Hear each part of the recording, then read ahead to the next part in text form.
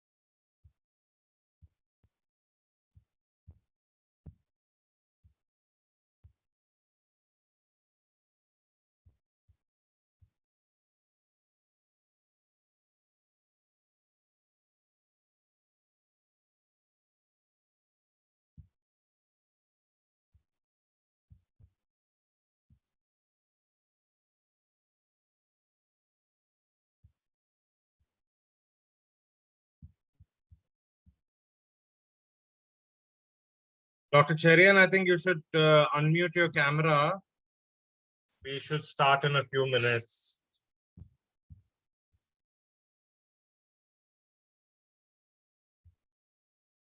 Dr. Cherian? Yes, thank you. We'll just give a few more, maybe another minute or two, Dr. Cherian, and we'll start.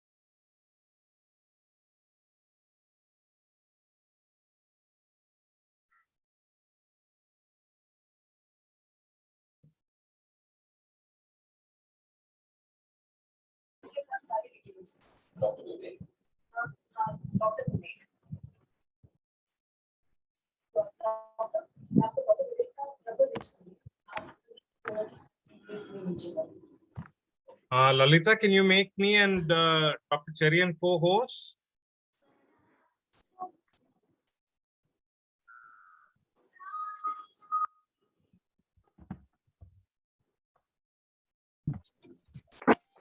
You are co-host already. Thank you.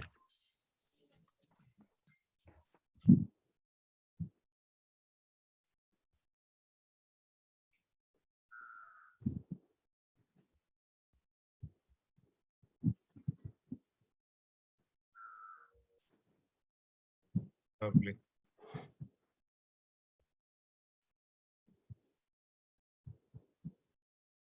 Okay, I think we should start. Can I request everybody to be on mute if you not already have? I'm really, really happy that we've had a good turnout for a distinguished expert of archaeology like Dr. Cherian. I'll set the context very briefly and I'll pass the podium on to Dr. Cherian. Thank you very much for joining us, sir. The genesis of this series of programs, of which this is the second, started off a couple of months back when Debbie Tyagarajan and I had a chat about how can museums be relevant at a time like this when most of the museums across India, if not the world, are really closed. And that's when we thought that we should have experts in museums and allied traditions of heritage, of which Dakshin Chitra is so evocatively presentable with, to engage with people from across the world. So in a way, the boon became the pain became a boon, because otherwise it would have been difficult to get experts from across India to come and talk. And this kind of an online meeting has really facilitated that. And I must give due credit to Mr. Benny Kuriakos, who's a well-known architect, a conservation architect, and who's been intimately associated with Dakshin Chitra for suggesting Dr. Cherian's name. And we're really delighted to have you to join us, Dr. Cherian, today. I'll say a few words about Dr. Cherian and about the way this program is going to be structured. I'll keep it fairly brief because I do want to stand in between you and Dr. Cherian. His focus is going to be on his path-breaking excavations and archaeological journey at Patnam. Patnam in Tamil means a city, but we're going to learn a lot more about it. And most of you might know it as Muziris. And we have Dr. Cherian to tell us more about it. He's been a passionate historian for many, many years. He started off as a teacher of history, and then went on to obtain his MPhil and his PhD from the University of Calicut. And he was also a senior research fellow of the School of Archaeology in Oxford University. And he has traveled across the world very widely and published very widely as well. Dr. Cherian's, the reason he's here today is because of his, like I said, his really commendable work in the archaeological excavations at Patnam. and he's setting up of a museum there, and he has also done some elements of that museum in Delhi as well. And this comes with many publications to his credit as well, generally on archaeology and specifically on Putnam as well. So Dr. Cherian, thank you once again for honoring Dakshina Chitra with your presence. We'd love to see some of your own journey in archaeology. We'd love to see some images of artifacts that we may not be able to see very easily. And then I think you're very passionate, especially about this new way of reinventing museums. And you've done some really good work with the Children's Museum in Putnam. So maybe we'd love to hear some thoughts about it. And hopefully we'll have about 15 to 20 minutes of question and answer as well. So without further much ado, Dakshin Chitra welcomes everybody here today who's taken the time to join, specifically Dr. Cherian, and thank you, Mr. Benny Kuriakos, for recommending Dr. Cherian.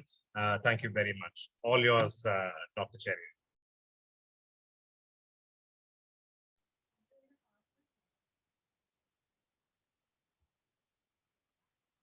Dr. Cherian, I think you are. Have you unmuted your mic? Yes. Yes, lovely. We can hear you loud and clear. Yeah. Please go ahead, sir. Thank you very much, Pradeep, for this wonderful introduction. Actually, when you said it is the journey, I thought today I will use that metaphor all through my presentation. And rather than minimizing to my two experiences, one was a wonderful kind of experience in Delhi, and it was a great learning experience, in fact, because that was the time when I started asking, what is a museum? So that was interesting because I have seen across 4 continents the best museums of those cultures. So in a way, I start myself that journey. I belong to a small village called Onatagara. It is in the Alleppey district. And that is a place said to have been a place of boats and a lot of water bodies. So this transformed into little villages, as you know. So some 65 years back, I traveled from there to today. I'm talking to you from Pattanam Archaeological Site. So I made it a point that probably this is what at this age, what I can do for what Pradeep said as a wonderful site for the whole world to be proud of. So I am grateful to Renji Kuriakos and Pradeep Chakrabarti, Ms. Tyagarajan, and Lilida for being very hearty to me. Actually, Tamil Nadu is very special to me because when I was doing this work, have remember so many occasions, very elderly people came and said, we feel proud of you. And I was shocked. One day in Tanjavur, I had this kind of experience. A very senior person came that way. He was told by somebody I was in the guest house. So he told me that I'm grateful to see you. A very senior person was saying, no, what the hell? I don't know him. He said he's a retired chief engineer. He said, you bring us news from our Muchiripattanam. Oh my good Lord. I asked him how you get it. Oh, I read Hindu. Hindu gives your project great coverage.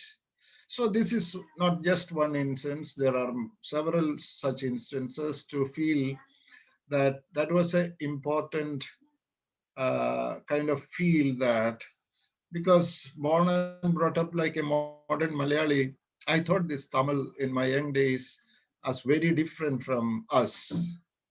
But very late, I realized that we were almost the same till a few centuries ago. We spoke the same language. And going to the times that I want to talk to today, it was we were brothers and sisters, we are we are parents, we are everything. Every relation was intensely close between us. If you take the great epics, it is magical journey that these people make. The Kannagi and Kovalan, and after that, Manimekhalai. So I thought this is an invitation for me, an opportunity given to me to invite each one of you to come and reside and take care of this site.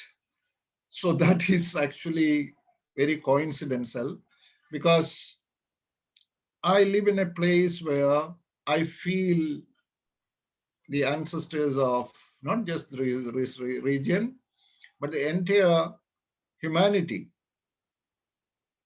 So I'm not joking. So as Pradeep said, I have added several kind of slides so that he insisted that this will be very pleasing for you. So I added 20 odd, there are hundreds, you can imagine. So it was 10 years of field work, and a documentation is very essential, all sorts of documentation, because we by excavating are destroying sites which was formed over 3,000 years, even more. So this site is formed over 3,000 years when people began to settle here. So let me go to my, can you see this? Okay, so my title of the talk is today, Curating Pattanam Archaeological Site into a Knowledge Hub and a Living Museum. So I just mentioned, I am using the metaphor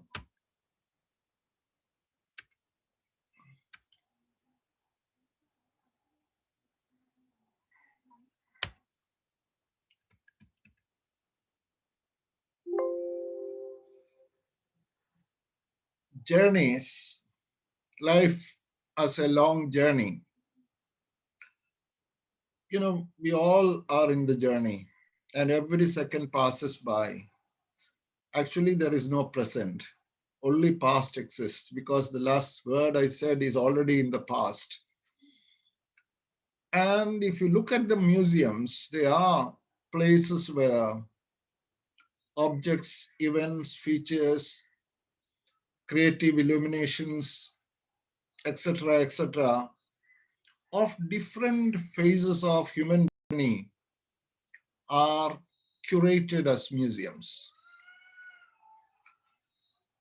Unfortunately, not very many museums help us to see things, or we, in those timeline contexts, as being located in the long human journey.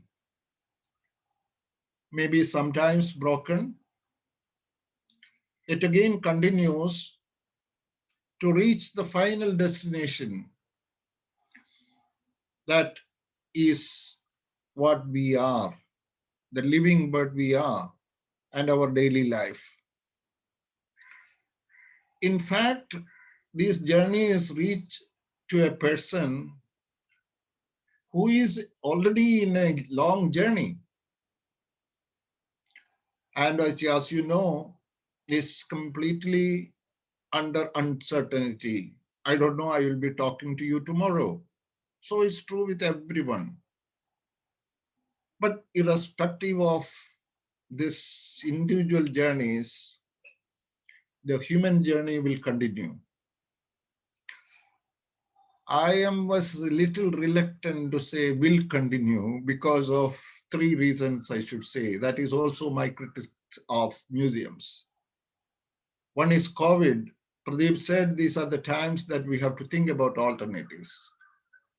But I believe even the civilizational crisis we are facing, I think we are yet to look at human journey in some sketchy manner at least. I am a great fan of Harari and also J. Krishnamurti, because my views, when I criticize or when I'm critical, I am doing it with so much humility. I'm not against anything of this sort, but I want we to practice a different lifestyle altogether. Market, state, COVID. Have you ever looked into what we are experiencing today from the long journey of human history? Maybe sitting here, I was always disturbed, and listening to Harari and people like that is our pastime. So maybe they are responsible for me putting it like this. And to be very critical, I have seen the general format of museums all over the world are Eurocentric. It is nothing wrong, there is nobody is responsible for that because historical reasons are responsible for that, for we thinking like that. And there is only one way of making little corrections about it. That is what I consider as the time-space context of each museum in the long journey of humanity, where we are intricately embedded. So yesterday I was talking to Renji Kuriakos and Pradeep and Lilitha. I was happy to note that you have made a wonderful museum. But I was trying to ask, what is the time-space context you try to focus in the long journey? Don't take it as 175 years. You cannot tell all the story, but it is good. Even through a timeline, you point out that these structures belong to this time span, and whatever indicate relationship that qualified it, that makes us to you to be entertained, to be enjoying, to feel the technology, and so on and so forth. Anyhow, today archaeology also reckons the ideal, the vision, as whether these objects can help us to lead, help us to reach the daily life of those ancestors. And I think this is a wonderful experience to make each object speak to us the daily experiences of their times. And that way we can reach to deep humanity and deep nature is what I think. I cannot talk all about my experience because it's a long journey, and especially a speaker given a chance, he will say, I did this, I did that. No. In archaeology, in museums, everybody knows it's an intense collective activity, intense teamwork. I was lucky if in the National Museum, Delhi, as the director, I was infinitely indebted to so many brilliant minds. Of course, the storyline as the curator, I had some ideas, but it is not enough. Archaeology is the same. Archaeology is the only discipline, I would say, in which you can relate every knowledge domain and also every feeling of the semi-illiterate or totally illiterate person. Because, these subject and they are connected, not your knowledgeable kind of expertise, but they are organically connected. I had several experiences. If I wish also I talk that, but I am not talking because it is time constraint. So I took one slide, this one, that is a map that is 680 centimeters long.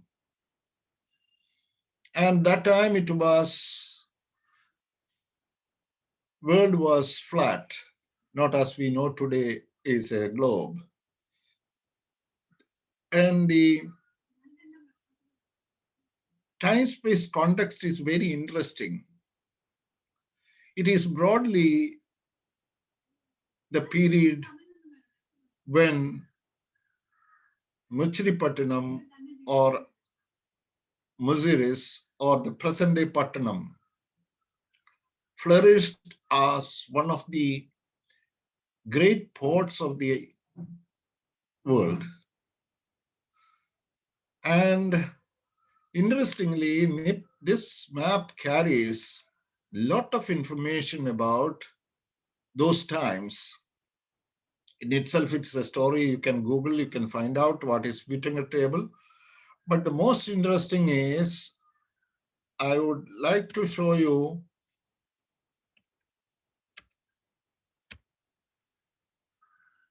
some of the landmark spots that need some reference. This is the journey from Muziris to Rome. That is an imperial perspective that all roads lead to Rome. So naturally, this perspective is in this map also. But Muziris has a very significance because the journey starts from Muziris. That means to the then Western world, Muziris was the starting point. And actually, it is wrong. Muziris, then Taprabani, because Taprabani is Sri Lanka or earlier Ceylon. And then we have Tindis. And also we have Western Ghats. You know what is Western Ghats? It is shown like a mountain and it is written where elephants are born. How beautiful. It is written in Latin. Then we have it in Ganges.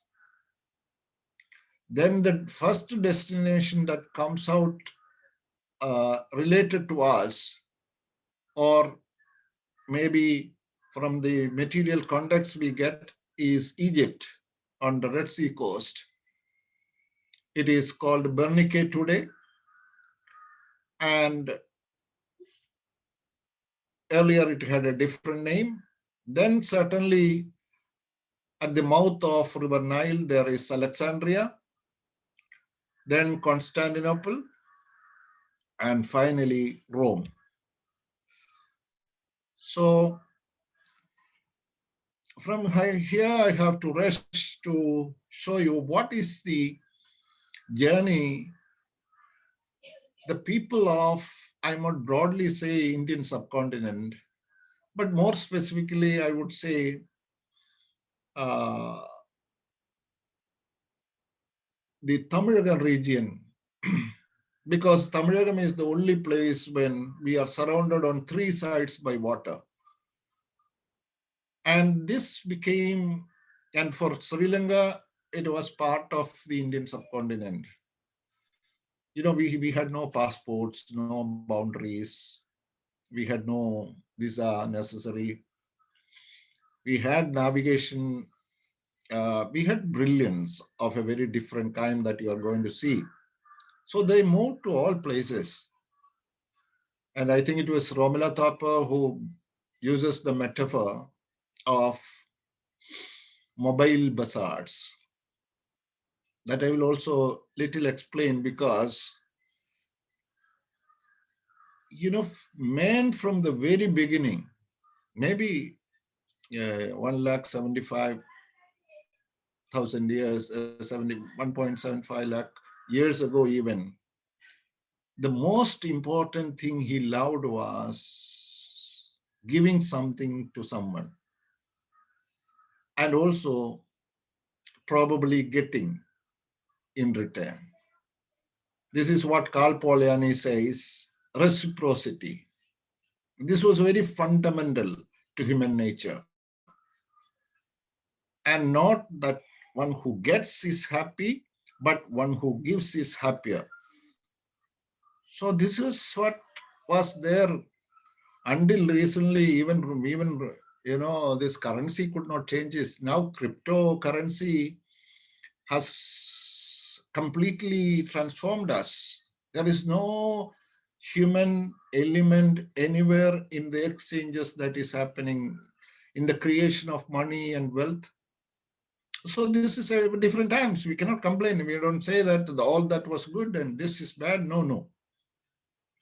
We are lacking something. So anyhow, this journey that started initially hugging the stores began to reach any part of the world. The Western point of view is that after colonialism, we were also happy to say that they all came here. From the east, they came here and sang Fahian. From the west, there are certain people who believe that Saint Thomas, so many people came here. And so Islam came here. So what was going there? Actually, at Oxford University, a senior professor came to me that he is doing research in how Buddhism influenced Christianity. Talking to him was shocking to me, because he had so much evidence to prove that unless there was Buddhism, there would not have been no Christianity. So if I can talk to you in peace, that is wonderful, because you will be shocked. No, that is a myth. I don't know, he won't agree. So this was what happening, and it is not one-way traffic anytime, anywhere in human exchanges, human travel. And I was just telling Pradeep, you should consider coming to Pattanam. Yes, he said, but I also added for good. And yes, we are all rooted.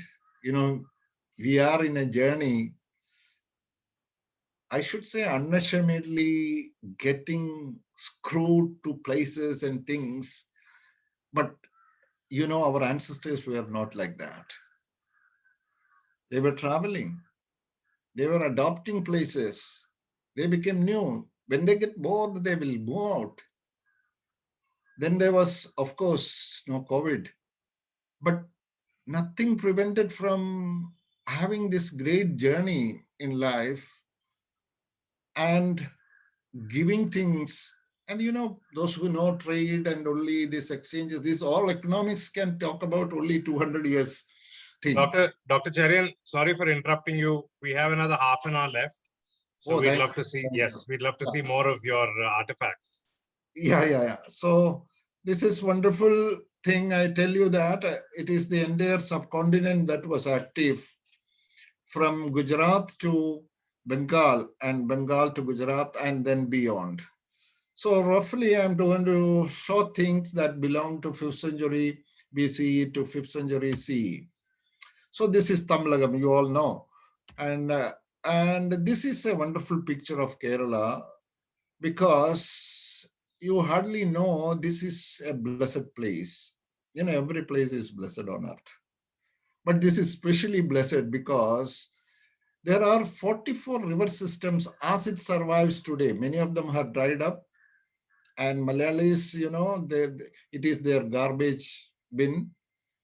And we are, having reclamation of all water bodies, and we are in a, but still, if you can be a drone and move through this place, including Tamil Nadu, you will see this is a very different place with thick vegetation. You come to Pattanam, you will see, my friend says, Cherian, with all these trees, all your archaeological things will be strangled. Yes, it is true. All pots will be strangled.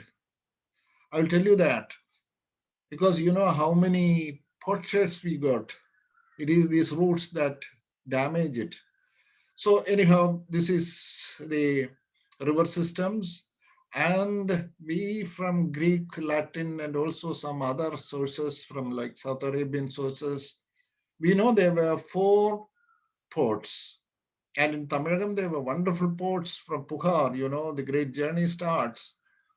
You have several other Korkai that was integral to Pandya kingdom.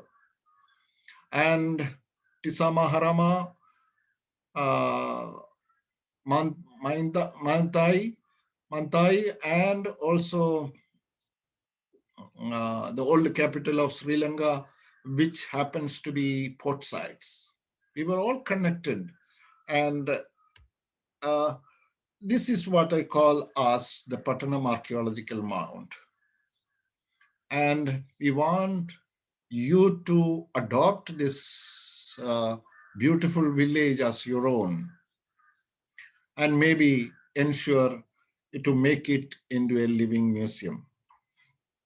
And I will just go through a few maps that will show that it should not end up in the 111 acres. It is much broad.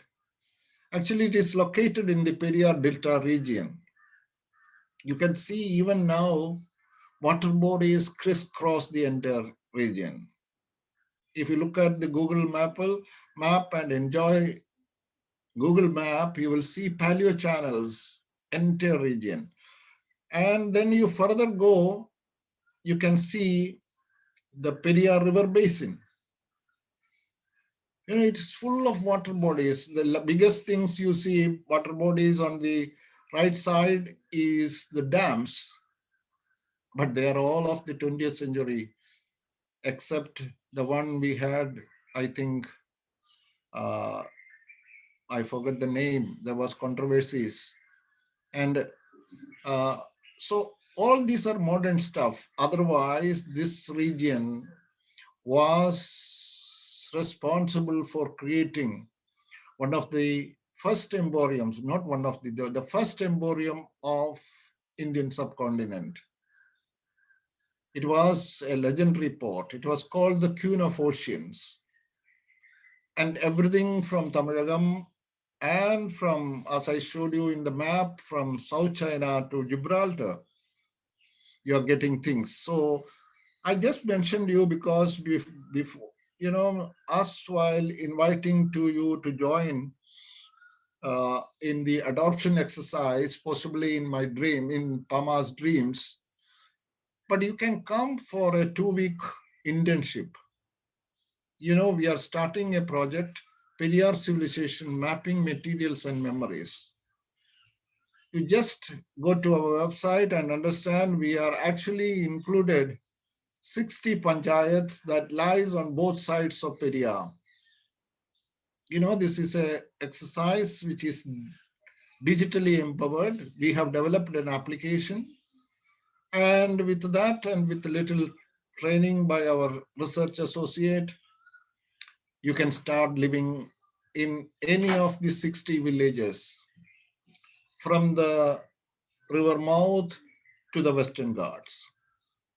Young people can choose trekking because if you look closely in the map, you can see the modern municipalities, we can call the urban centers, are located in the coastal region. But clearly, the kind of evidences that come from the upper regions clearly indicate 2000 years ago, The urban centers were in Idiki and middle Periyar Valley region. How? We have lot of evidence. And this exercise is for affirming, a mobile application in an Android phone will help us to locate each and every vestiges of the material remains on either side of these banks, and also those memories that is still with the elderly people, that their grandfather, their grandma, they in their childhood saw this, but that was destroyed. But that is important for us because the hinterland played a very important role. Otherwise, Musis or Muchiripatnam would not have been what it was. Now the journey, another type of journey again. You are standing in 2021 at the Pattanam site at the top. Now, if you go down, you have four important cultural layers. Archaeology is a very absolute science of sort things, because without carbon dating even, we can clearly say the approximate dating, because new things emerge from each layer means that the culture was changing, the people were changing, new people were coming, some people were going. Anyhow, from modern to medieval, then early historic, then Iron Age. I'm not going to elaborate because Dr. Pradeep wants the journey to be shown through material objects. That is very important for archaeology. We are pleading this trivial object to tell their story. So, it is a fabulous collection. It's a staggering collection of things that we got from this age, from 1000 BCE onwards. What are they? They are made of glass. This is what we call as antiquities. Don't get confused over technical things. They are simple. Archaeological Survey of India wants an antiquity list to be registered because this belongs to the humanity, not to PJ Cherian or KCHR or PAMA or anyone. So as director, one person is put in charge to ensure that these antiquities that are taken are well preserved, well conserved, and he is held responsible. He is held responsible to the President of India. So we have only excavated 67 trenches. And out of the 67 trenches, we got nearly 131,000 artifacts or antiquities. They are made of three materials: glass, metal, stone, and terracotta. Of course, terracotta dominates. And then comes pottery. It is so staggering that out of the 67 trenches, 45 lakhs of pottery was there. This got disturbed. And in many, many, many trenches, we don't get. But this belongs to 5th century AD, 5th century BC. And the non-Indian, that is outside the Indian subcontinent, the pottery is equally substantial. Because, travel during that time, journeys during that time was not easy. 200 days once. But after 1st century BC, when Rome showed interest, they started crossing the mid-ocean. So we got nearly 1.5 lakhs of non-Indian pottery.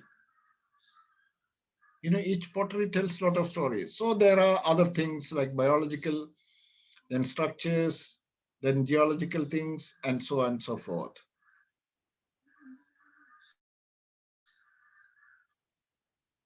Now, Pradeep's request, this is a marvelous find. Actually, now the PAMA office is just located adjacent to close to this wharf. in all probability, it could be Muziris Wharf Dr. or Cherian, just wanted to tell you that we are at 6:40, okay, and okay, we can figure out how you want to take this forward, but we will have to give at least 15 minutes for question and answers. okay, okay. So I will just go through it. These are Mediterranean amphora sheds. We have identified and recreated their models. They were in the museums. And this is also still another kind of sheds that has great significance. It's made in Italy, in a small village of South Italy. And this is from the Mesopotamian region, that is present days the Iraq, Iran, and also the South Arabian region. And these are all from those areas. And this is from China, but of relatively late period. And this is a quite good example to show that on the left side you have the Southeast Asian pottery from deep down, and this is a 19th century pottery from the upper layers. So in between, 3,000 years they represent, sorry, 2,000 years they represent. So it was a center even during recent times. These are the kind of structures that, so I think I have to rush, and I am Actually, not really, Dr. Cherian. I mean, you can take your time, but maybe spend more time on some of the images that you think are really important. yeah, these are all important. There is nothing trivial in archaeology. The most garbage looking stuff can tell us so many things. Even recently, an Oxford lab expert was telling you, give me 10 potsherds, we will give you how healthy your ancestors were, what they ate, what was their proportion, what was their entire paleo environment can be created. So this is the backbone of that culture. This made them some sort of envious on us, our technology. And we took a massive 11,802 pieces, excavating less than 1%. And we have copper. I'm not going to show all metals, but I want to show this Malayali weakness. So even now it in advertisements has pushed. Tamilians also love this yellow metal, and this is quite substantial. We get 178 fragments. But even the first one is interestingly, I found it the Hepu site in South China, where the Silk Road started. The Silk Maritime Road starts. And the same thing in numerous numbers, and you get it in Pratanam. So it is mind boggling, because it is the duty of not just archaeologists, the duty of Pradeep, it's the duty of Renji Kuriakose, it's the duty of everyone to see how, who, what, how it came here, and how it is found in Hepo site in South China. I was lucky, as Pradeep said, I could see all these things, and its connections are so engaging. It is technology, it is creativity, it is humanity.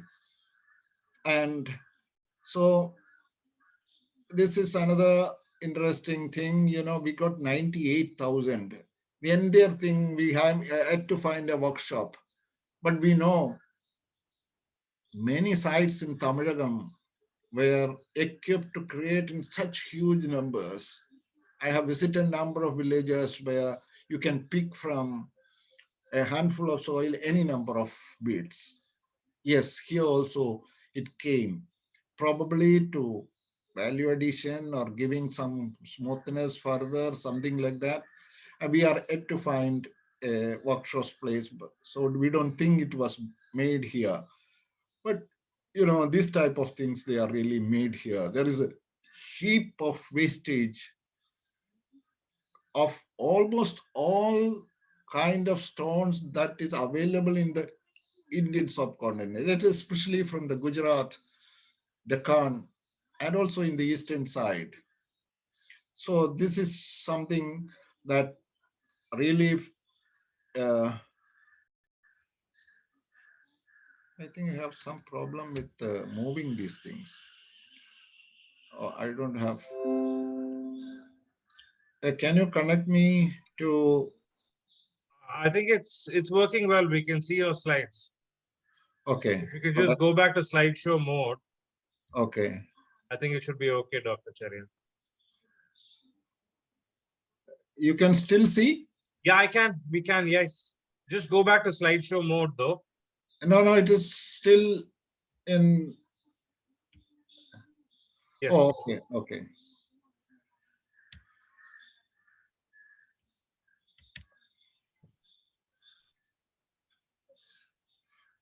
It's Rajesh, gone to the Zoom screens. If you can go back to the PowerPoint.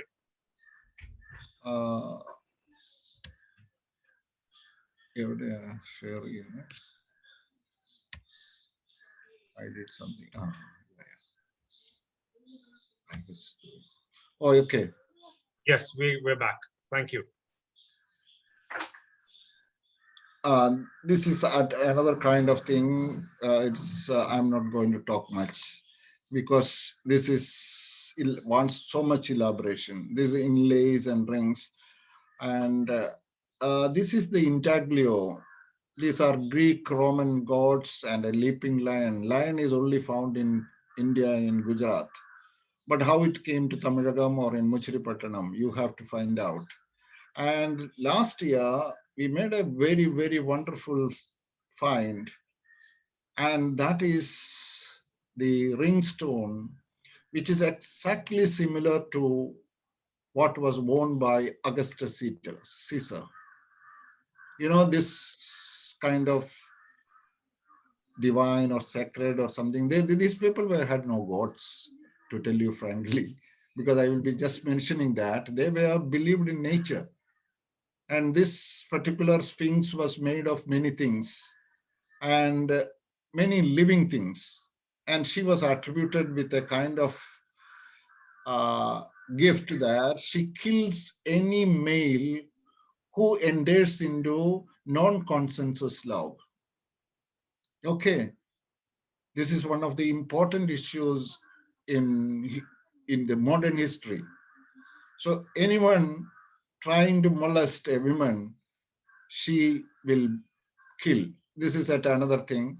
And this is, from the plot of a very poor person. You should come and congratulate him. When we had problems in getting plot, this kind of artist, extremely, marginalized person, was excited that to offer his little land, he had only a small plot of land. And we removed, I have written the story in front line.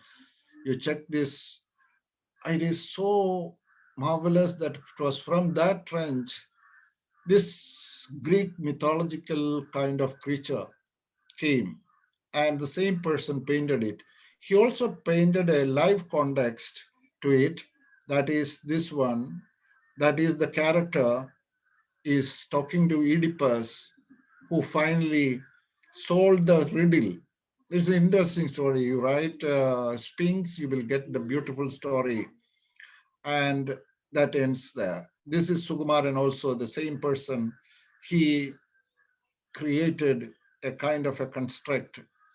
I only told him that women has inner power than many of us think about, but they are humble and they are powerful. And I think this was something beautifully created out of what I explained to him as the story of she sphinx. There is a he sphinx also. In Egypt, he is benevolent, she is ferocious, not ferocious. But when she was killed, the whole Mediterranean cried. She is called the tragic queen. She was, you know, she was with the justice, but she was killed. Even in the Second World War times, W.B. Yeats wrote a poem, Second Coming. That is, he asked for she to come and save the world. In COVID times also, you can write poetry. Doctor, you had mentioned the word intaglio. Just curious what that meant. You had Intaglio, mentioned. intaglio is something that is curated, that is carved in a precious stone of that time. So it is put on the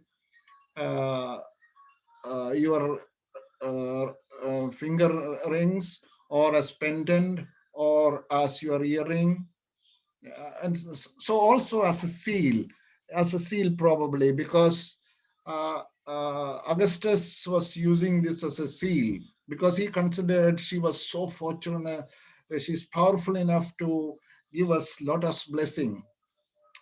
So last year, I started believing in she speaks because she will bring blessings. She will bring a lot of people from Tamilagam. No, no, no, this is our place, not your place. We are going. So anyhow, this is also another interesting thing. Metallurgy shows they were marvelous people. And there also no gods come, very rarely gods come. And this image is 2000-year old. If you look at Pinarayi Vijayan, he makes very composed and calm press conferences. Always behind him, there is these two elephants. I used to wonder whether he or any Keralite know that this symbol came from 2000 years ago, Chera Kingdom or Cheras, who made it as their logo. It traveled. It's a great journey. So these are the, and finally coming to the religion, we have no evidence to indicate that these people had the kind of religions last 2000 years. This world is so filled with anything of the sort what we call as Christianity, leave alone Saint Thomas. Nothing related to any Christian faith. I'm talking about pre-5th century, the pre-Pallava period.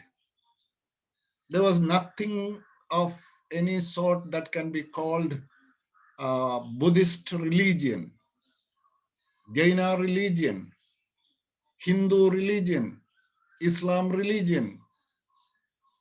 So it's a big thought how these people made peace without any religions. Then I would suggest that you should read Sangam poems. They were such tranquil people. They lived and obeyed nature, lived in nature and obeyed nature law.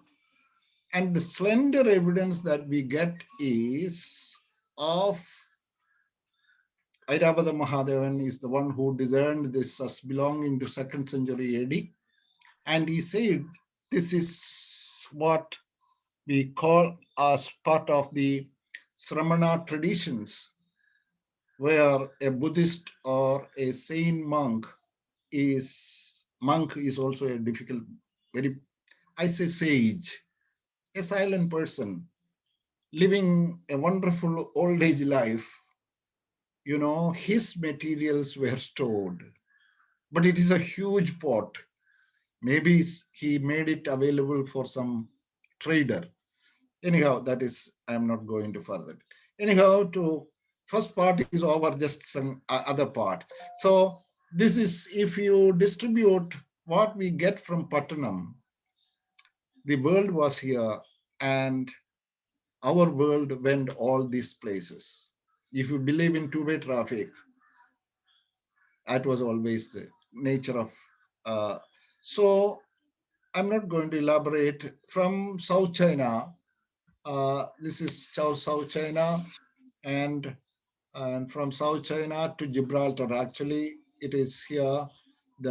In Spain, in Barcelona region, that is the Catalan, and we have from France, Italy, Coven, and also Rhodian from Greece, Cilicia from Italy, Jordan, and also Egypt, and then the Indian Ocean littoral. And this is what I would like to say as I'm leaving it. I think I told you enough, and I don't want to say much about. It was the 5th century. 5th century is critical in the human history. Many call it classical age, but that was the time. One great advantage comes to any historical explorer, because we have written sources. We have Sangam literature. We have a lot of Greek, Latin, Singhali. We have a lot of Chinese literature. None of Indians studied it. We are all screwed into places. We cannot shift. Pradeep said, I started as a history teacher and then shifted to archaeology. I was born somewhere, I shifted to here. Anyhow, I learned much from my ancestors. So, anyhow, it is important that they were transcending, they were reinventing, redefining. And what Pattanam tells you is, at least 3 dozens of cultures. You cannot imagine that. They travel here, speaking different languages, living peacefully. Incidentally, we didn't find even a single weapon-like material to harm anyone. Why should? Why should any human being harm any another person? It was hardly a necessary, or there was no need at that time. Anyhow, these two objectives is the living museum aims. One is sustainable conservation of Pattanam, and the other is to turn it into a knowledge hub. I was telling you some simple rationale. We are all law-abiding citizens. You don't know what Constitution tells us. It is your duty of every citizen to value and preserve the cultural heritage of this land and its composite culture. So you don't have to rethink anything about it. It's your duty that you are living in India as an Indian. You have this responsibility. And also, secondly, it says to develop scientific temper. This museum will adopt these two principles of how to take care of this site through the application of science. And so, some more rational, this is no less important than Mohenjo-daro. This is not an exaggeration. Every site somebody works, then it becomes Mohenjo-daro. No. Because if you study the history of urbanization, this was the location when different cultures came together and lived in peace. This is both a kind of organized life as well as a sort of globalization. And you are not what you think you are. I will tell you that. Anyhow, uh, this is the kind of rationales I tried to explain, that in the civil society, the enlightened civil society within India and beyond, who have a responsibility or should be more sensitive to this kind of museum works, which Dakshinayatra is doing in Chennai. And we hope that we are an infant organization. We are run by academics, but still, there are medical doctors, there are engineers, scientists, teachers, vice chancellors. So it's an open kind of a open-ended non-profit institution. So maybe we are capable, provided, like Pradeep said, this experience matter to you in some way. So I have certainly indicated how it can be done, to create numerous opportunities and projects for participatory and reciprocal investments. We don't want donations, please. I'm trying to say that it can be investment in which you will show the interest that it is growing. Or reciprocity, if you invest, we are bound to give you back something. This is what the ancient people believed. No, I am too dirty rich, you take it. No, it is harm for us. Our patrons insist that nowhere. You should survive on little resources you have. But we believe in the civil society, which also can be inclusive collaboration with union government, with state governments. I think I was very, very impressed by how Dakshina Chitra is working, and business, CSR funds, etc. But a reciprocity is involved. This is not throwing away your riches, your profit, nothing. We want you to be responsible in some way. Dr. So, Cherian, we're at 7 o'clock, so okay, I have to finish it. So, how to create Pattanam? We have uh, one more little 5 minutes. There are numerous projects I am suggesting. I will leave it to Dakshina Chitra. If this is numerous things. I was telling Genji Kuriakos he should come and build Bapukudis here. Bapukudi is the residential home of the father of the nation. I don't know anyone dared to do it anywhere. But Pattanam site, we offer you Bapukudis, and I have all the drawings, and so he was little excited, I feel. He was thinking I could listen through the phone. So I said all the details are here. Only thing is you have to create it and show the world that we will be happy living in a house he constructed with 20 rupees in 1937. Anyhow, green energy, health education, community initiative, indigenous living technologies, as you are doing there. So it's a community kind of a transformation we are planning here. And this is open to anyone, anytime, provided they are sharing our vision. So, a lot of things, a lot of people. I'm concluding with the words of Chomsky because Chomsky said if you wish to make this little planet safe for future, one of the possibilities is to learn from indigenous ancestors.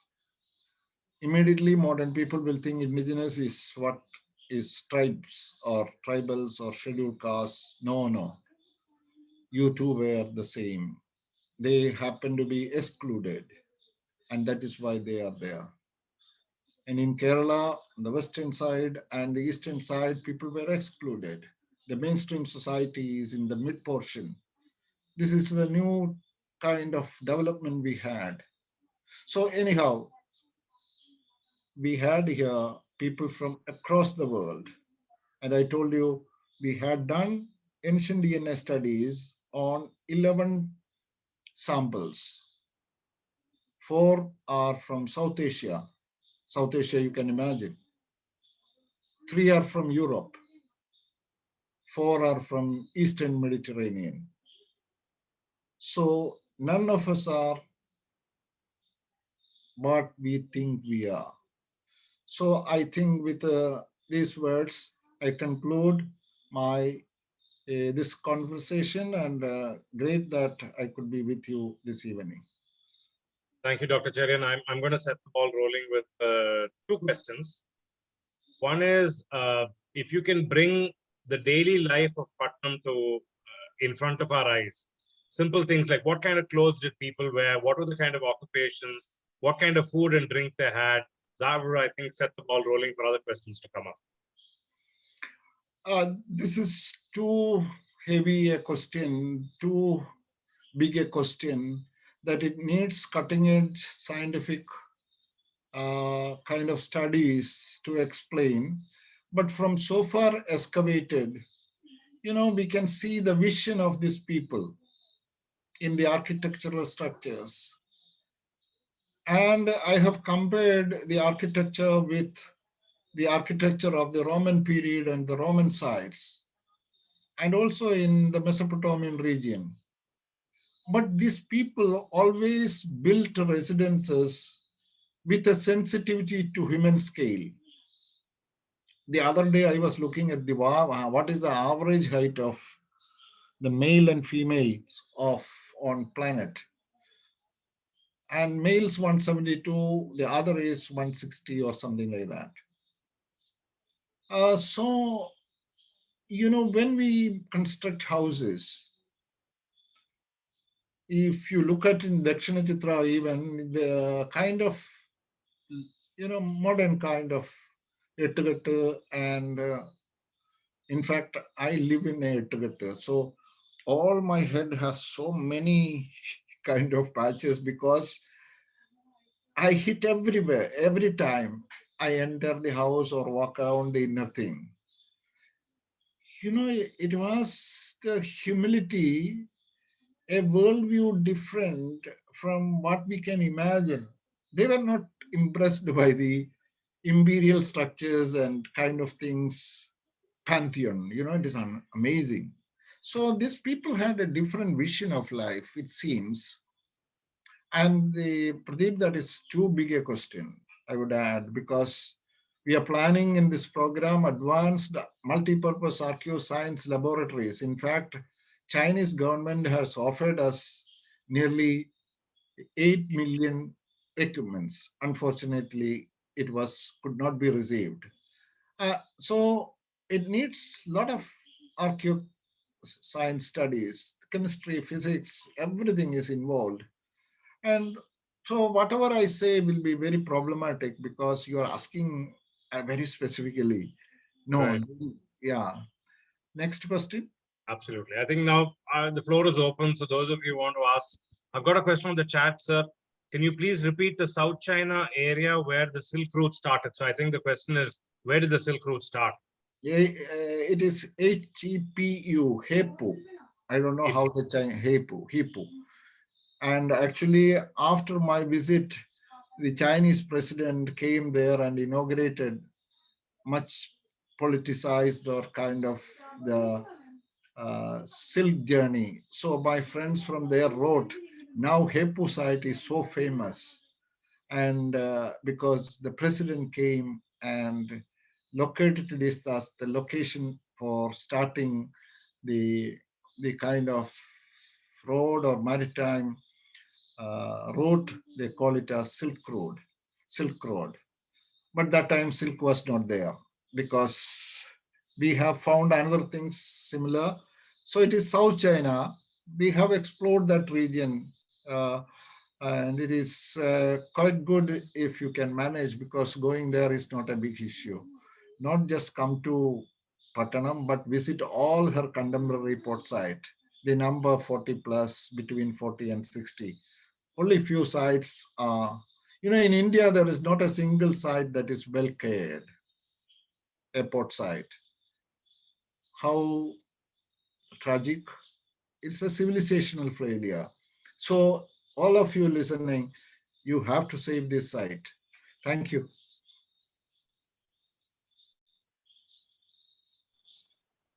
Hello, sir. Good evening.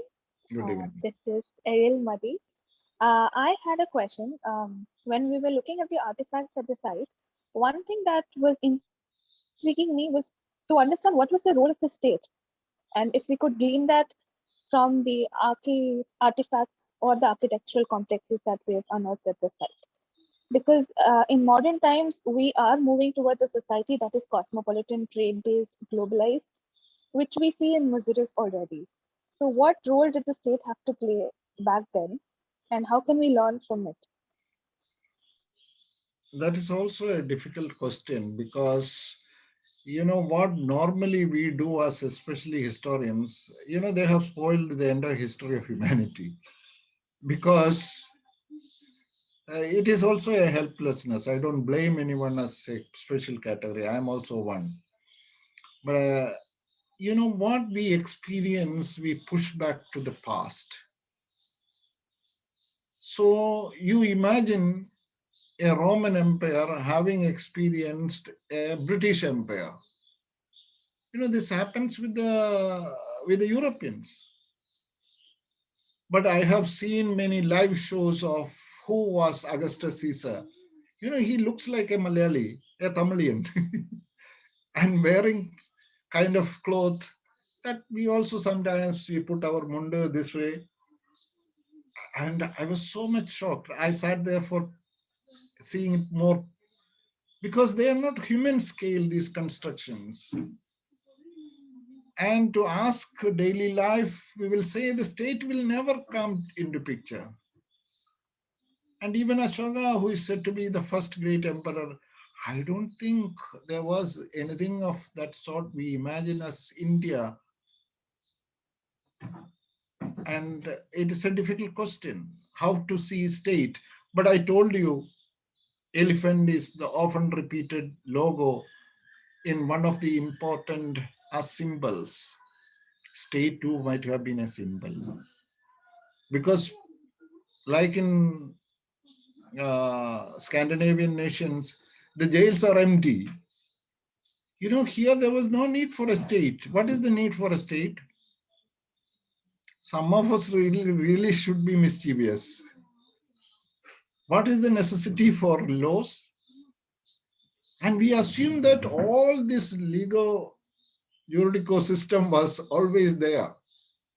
And another Eurocentric view is that, you say everything primitive, that is, everything ancient is primitive. That is the greatest mistake that historians carry with them. It is not. Statelessness is not anarchy. This is our fear. If you are.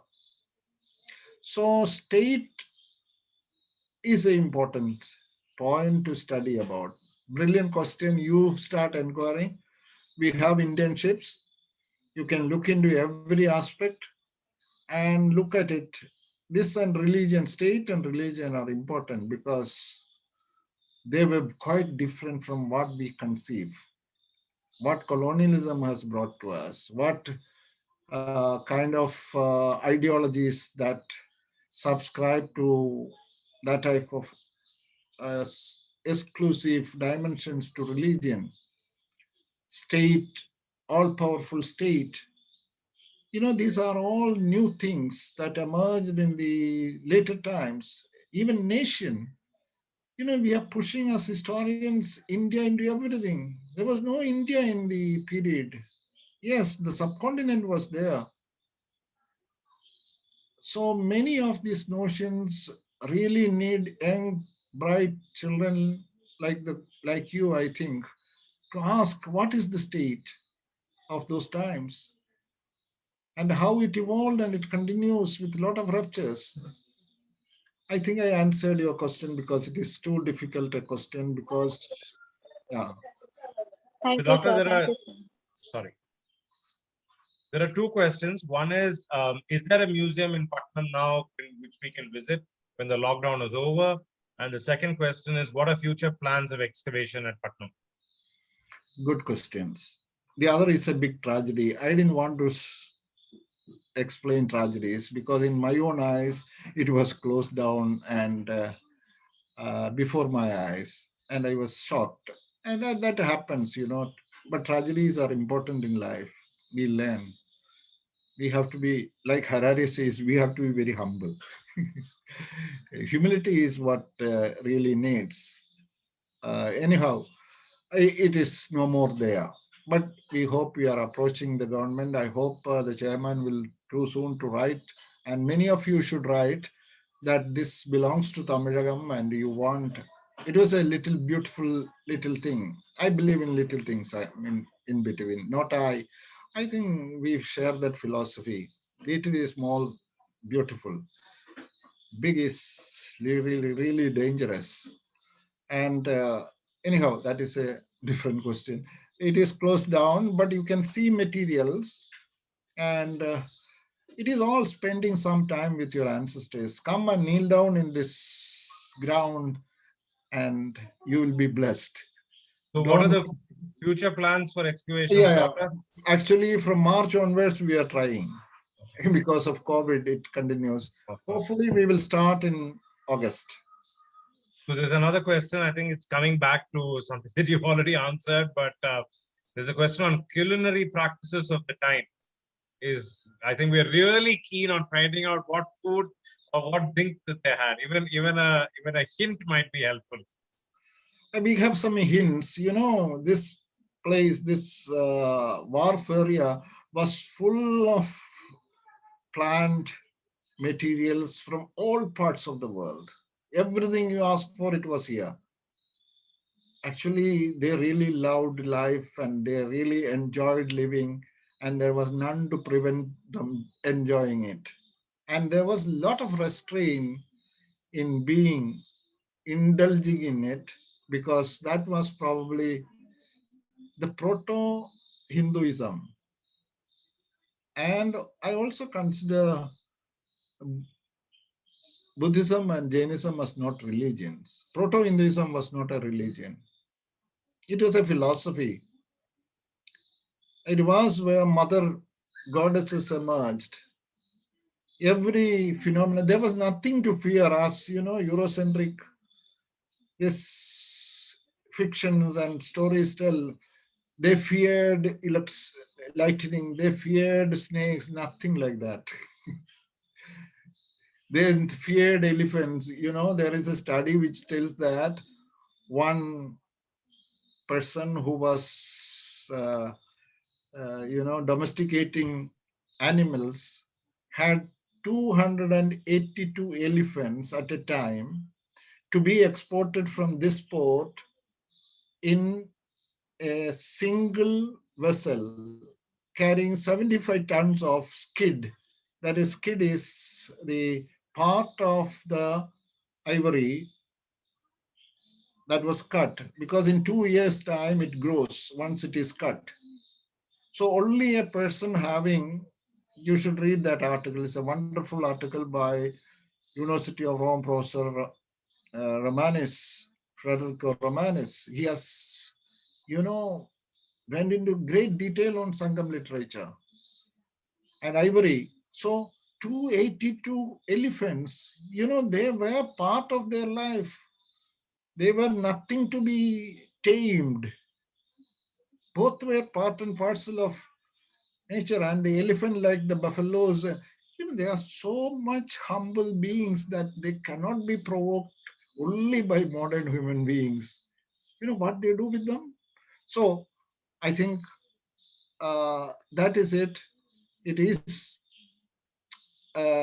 culinary things. I think you have to support us for sending two brilliant students in Oxford to study about the details of the food habits and culture. But we have Sangam literature telling lot many things. That's it. But more reliable information we get from archaeology. That is why it is so important. That is why it is a subversive knowledge domain. It will change us. It will not be, if you touch them, you will not be the same as you were. Is it right to say that they would have been speaking in Tamil? Actually, that is also something very problematic. Tamil is the nearest, closest thing. Patnam is a word which has Prakrit origins. So Prakrit is connected to Brahmi, and Brahmi, and later, that is the script. We don't know the language. But we often believe that is Parantamil, Chandamil. But, you cannot very precisely say. It is a dialect. So, but for all reasons, because, it has still many similarities with Tamil.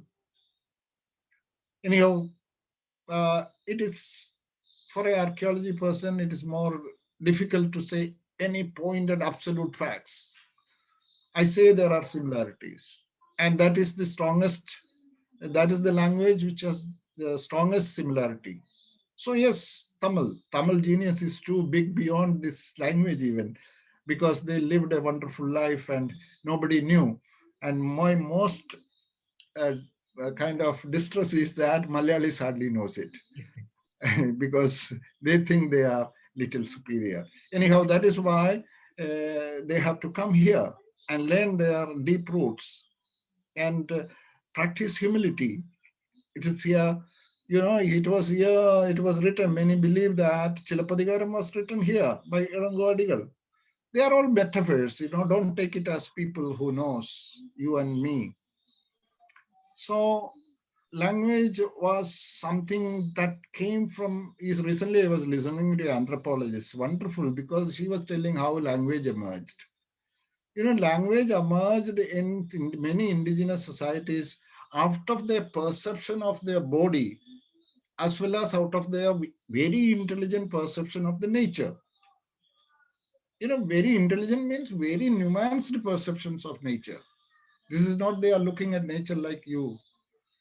My friend Irving Fingal says, don't think, Cherian, you are the only person seeing films.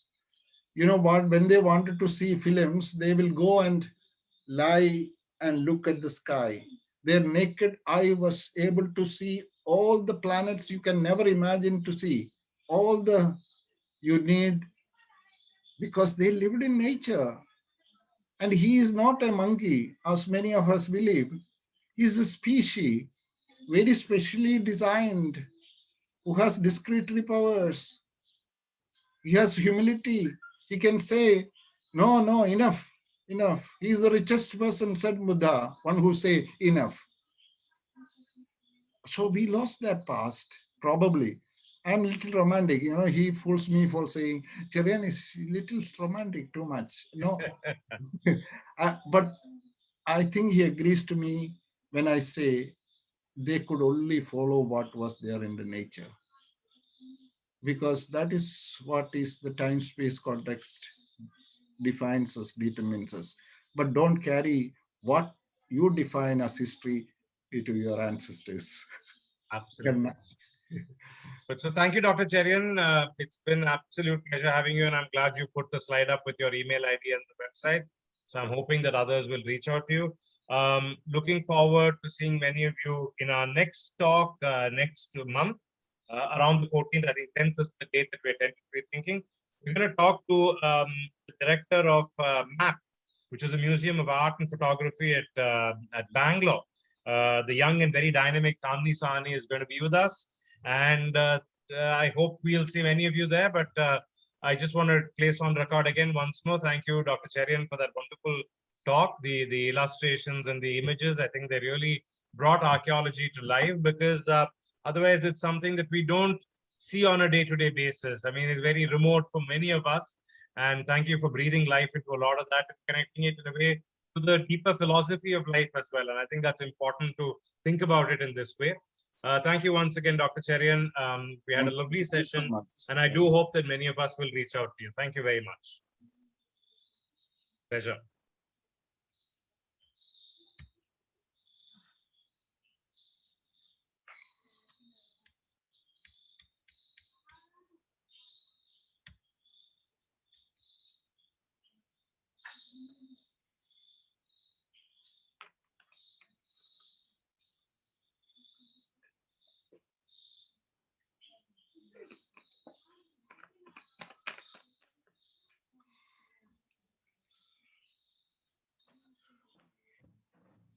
Hello, കഴിഞ്ഞ്